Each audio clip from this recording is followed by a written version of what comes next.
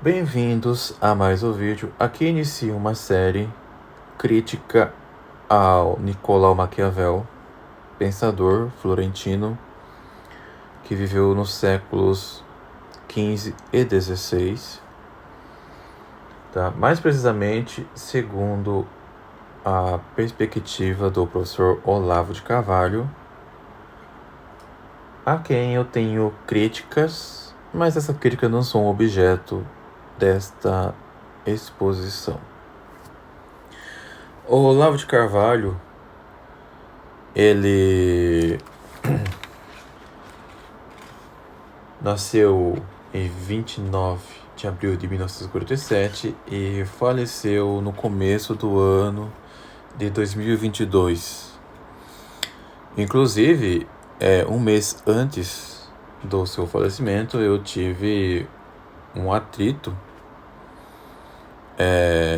com ele em defesa do professor Carlos Bezerra, a quem o professor de Olavo de Carvalho tinha atacado. Eu tinha publicado no meu antigo perfil do Medium, inclusive textos defendendo o professor Carlos Bezerra.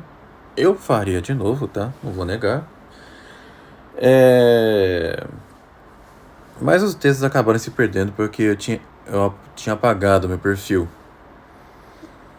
Tá? Depois eu retornei com o perfil atual do Medium, mas aqueles textos que inclusive eram os textos mais vistos e lidos do meu antigo perfil do Medium, tá? Esses textos infelizmente acabaram se perdendo. No entanto, não nego aqui, como vocês poderão ver nesta série, méritos do Olavo de Carvalho, tá? Principalmente na sua oposição à esquerda e também a pensadores que influenciaram a esquerda. Mas nesse caso, estamos falando de um pensador que influenciou tanto a esquerda quanto a direita, que é Maquiavel. Eu tenho vários livros dele, além do livro que será analisado aqui, que é Maquiavel ou A Confusão Demoníaca, que deveria ser chamado antes de Opúsculo. Eu também tenho Jardim das Aflições, Aristóteles em Nova Perspectiva, do qual eu tenho algumas críticas. Também eu tenho A Nova Era e a Revolução Cultural, que é um livro interessante, tá? Porque ele faz um paralelo, digamos assim, entre o Fritjof Capra e Antônio Gramsci. Mas também tem algumas críticas a esse livro, principalmente por conta do que ele escreve sobre o tomismo e o neotomismo. E também tem alguns elogios, né, ao Lula, e também tem alguns problemas aqui, tá? Mas como eu disse, não é objeto daqui. As críticas que eu tenho ao Olavo de Carvalho, inclusive, é para outro vídeo, tá? Não para esse. Também tenho o mínimo que você precisa saber para não ser um idiota, que é uma compilação de artigos que ele escreveu para diversas revistas e jornais. E também o Imbecil Coletivo, tá? Que também é uma coletânea é uma compilação de artigos que ele escreveu para diversas revistas e jornais, mas artigos que foram estruturados em forma de um livro, assim como o mínimo que você precisa saber para não ser idiota, tá? Com a diferença que o mínimo ele é mais miscelânico, enquanto que o Imbecil Coletivo gira em torno do mesmo tema. Tá, agora não tenho certeza aqui, porque o livro não está acessível a mim no momento. Mas o mínimo eu lembro que foi uma compilação do jornalista Felipe Moura Brasil. Foi ele quem organizou o livro em diversos temas. O livro tem muitas coisas interessantes, tá? Eu lembro que eu li o livro em poucos dias, mas também tem os seus problemas.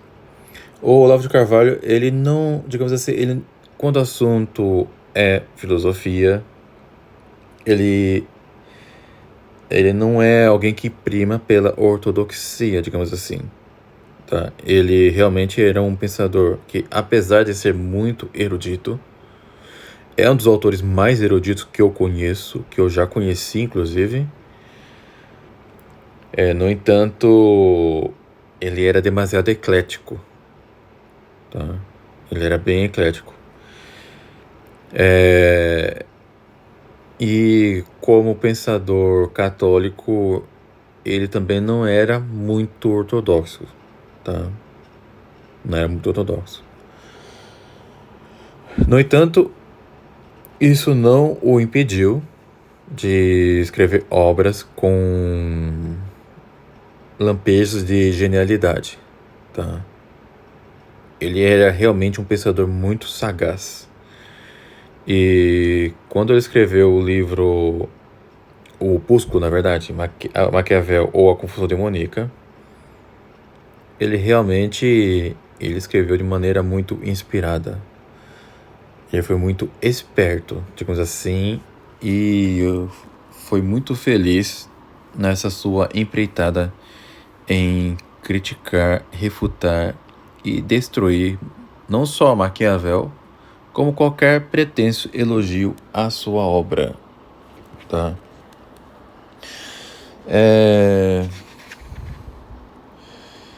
Como nós sabemos, Maquiavel, ele foi um pensador florentino, tá? Ele era natural de Florença, na Itália. E ele, apesar de ter tido um início de vida muito simples, ele nunca deixou de ter contato com vários pensadores clássicos, tá? Maquiavel, ele já tinha contato com pensadores como Cícero, Virgílio, Ovídio, Tácito, Lívio, Plutarco, Políbio, Lucrécio, etc, tá? E alguns dizem que ele teve até contato com Aristóteles e outros aí. Platão, tá? Mas a história nos mostrará que se ele já chegou a estudar Aristóteles e Platão, ele renunciou totalmente os dois.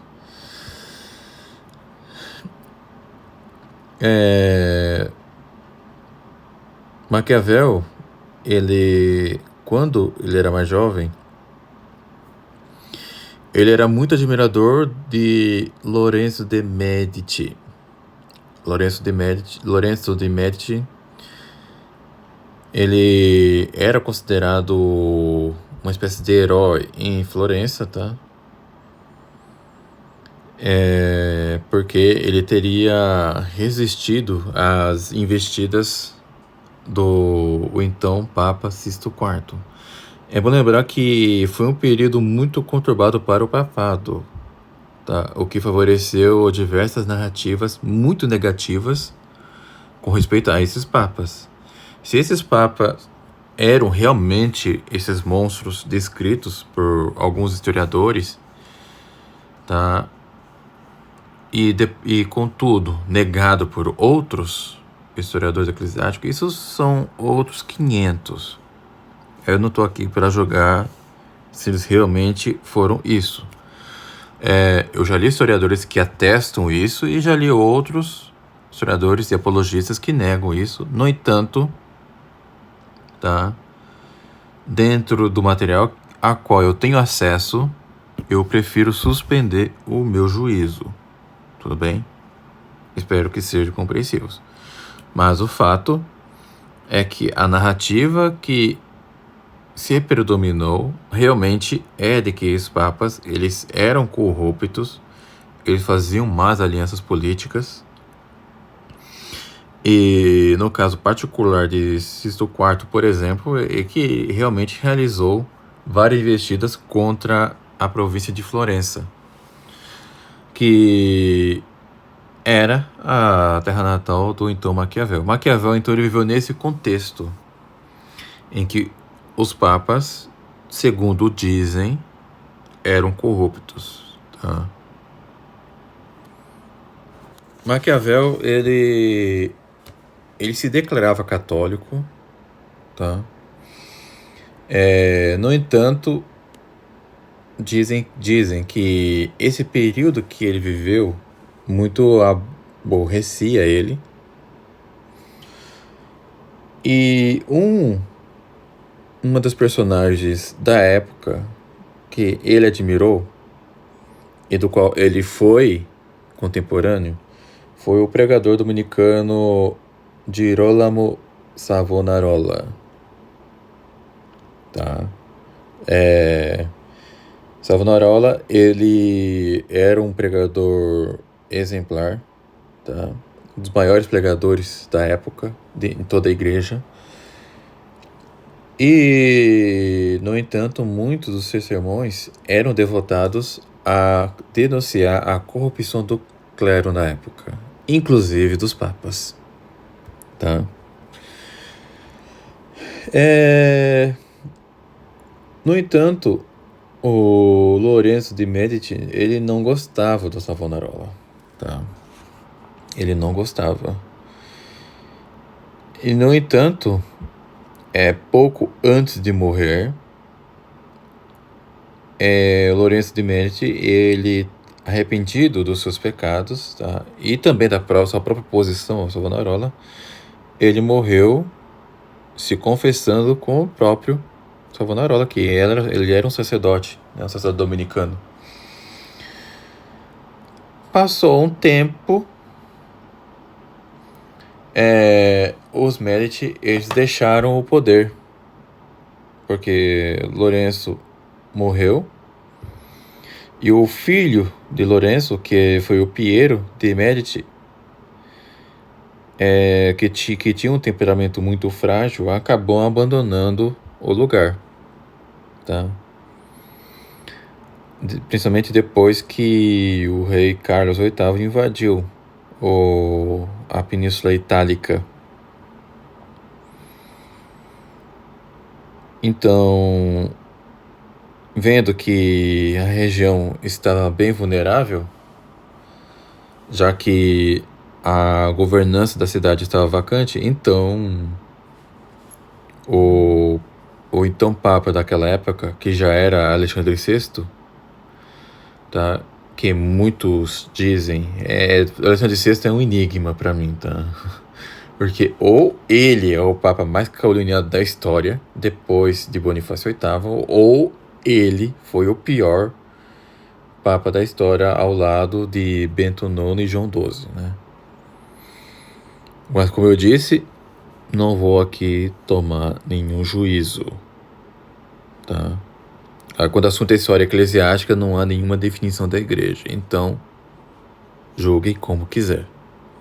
Mas o fato é que sob Alexandre VI, o Savonarola, ele foi queimado na fogueira, acusado de heresia, em 23 de maio de 1498, tá? E o Maquiavel, ele ouviu os últimos sermões do Savonarola, porque ele mesmo gostava de ouvir os sermões do Savonarola. No entanto, Maquiavel, ele não tirava as devidas lições dos sermões de Savonarola, porque na época Maquiavel, ele já estava com uma personalidade, digamos assim, um tanto corrompida, tá? E tanto é que Maquiavel, passou a admirar ninguém menos que Cesare Borgia, tá? Que à época seria mais ou menos como alguém hoje a admirar o Maduro, etc e tal. Bem, hoje não causaria tanto escândalo admirar um tirano, né? Tem o Castanhari admira o ditador da Coreia do Norte, Kim Jong-un. Mas a época em que ainda havia um resquício de cristandade aqui e ali, era um escândalo, tá? Então isso passou a mostrar bem como era o espírito de Maquiavel. Maquiavel, ele passou a admirar o Cesare Borgia, apesar da sua crueldade, não pelo seu modo de governar, porque o Cesare Borgia era um tirano, entendeu? É porque ele era, digamos assim, alguém que se impunha, tá? Ele já elogiou o Cesare Borgia em seus escritos e ele passou a ser o padrão daquilo que... padrão contemporâneo, né? Daquele que considera um bom príncipe.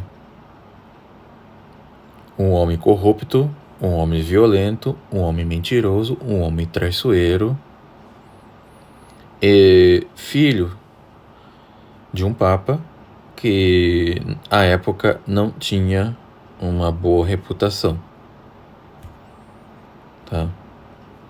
E novamente, não estou aqui julgando Alexandre VI, mas sabemos que muitos historiadores eclesiásticos não negam o que ele foi, tá?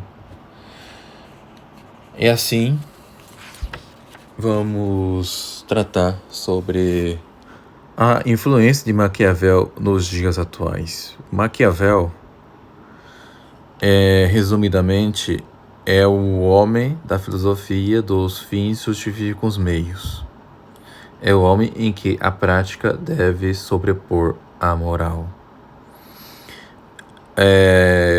No entanto, há certos mitos em que tratam Maquiavel de uma maneira elogiosa. Que Maquiavel, na verdade, ele apenas descrevia a realidade política da época. Ele é apenas o homem como podemos dizer, que coloca ali princípios de governabilidade. Então, na verdade, Maquiavel ele não seria o homem da amoralidade, ou mesmo da imoralidade. É o homem que busca ensinar a como ser um príncipe realista. É a Realpolitik. O homem da Realpolitik. É o homem que aplaudiria o acordo com o Centrão, é o homem que aplaudiria as concessões em nome da governabilidade, é o homem que aplaudiria toda forma de populismo. A verdade é que Maquiavel é isso. E a sua influência na política atual é absoluta. Maquiavel é, na minha opinião, o pensador político mais influente da história. Você não verá um único político, seja ele de esquerda, seja de direita, seja do centrão. Você não encontrará um único político que não tenha um pouco de maquiavélico. É um homem cujo nome deu origem a adjetivos extremamente negativos. O que é maquiavélico? É aquele homem de maldade calculada. Aquele homem que consegue, que ele planeja os seus meios para alcançar o fim. É um homem que busca o seu objetivo a todo custo, nem que tenha que passar por cima de princípios morais. Se o fim é nobre, vale tudo. é o que a gente vê na classe política.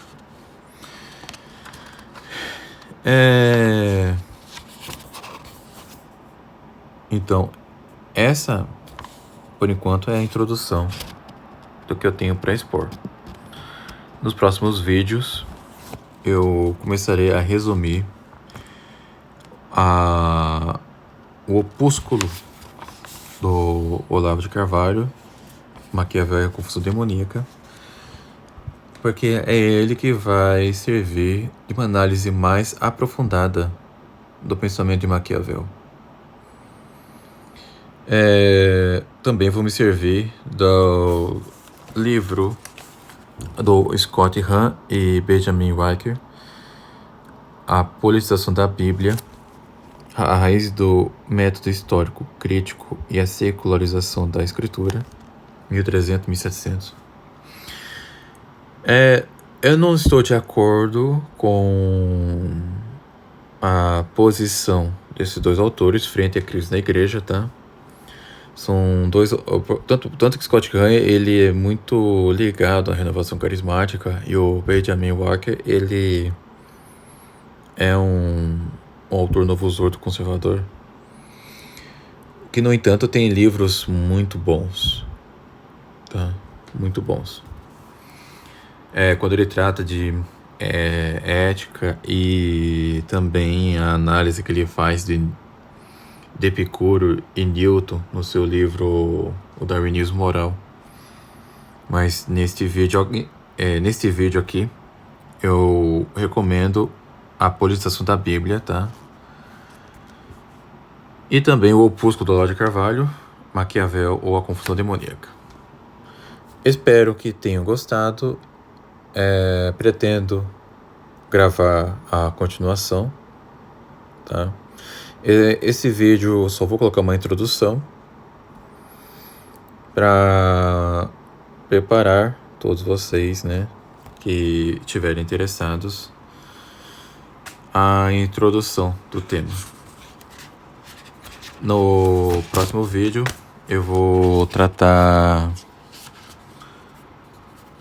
de expor sobre por que Maquiavel é o primeiro estadista moderno e como que a sua influência também concorreu para a deformação do próprio pensamento político e filosófico. E o próprio Maquiavel, inclusive, é um filhote do Guilherme de Ockham. E não surpreenderia também não me surpreenderia se o próprio Maquiavel tivesse influenciado a pensadores como Lutero, Calvino e outros. Mas veremos que ele influenciou muito mais gente na própria filosofia política do que imaginamos. Maquiavel de fato, o pai da política moderna. Fique com Deus e até o próximo vídeo.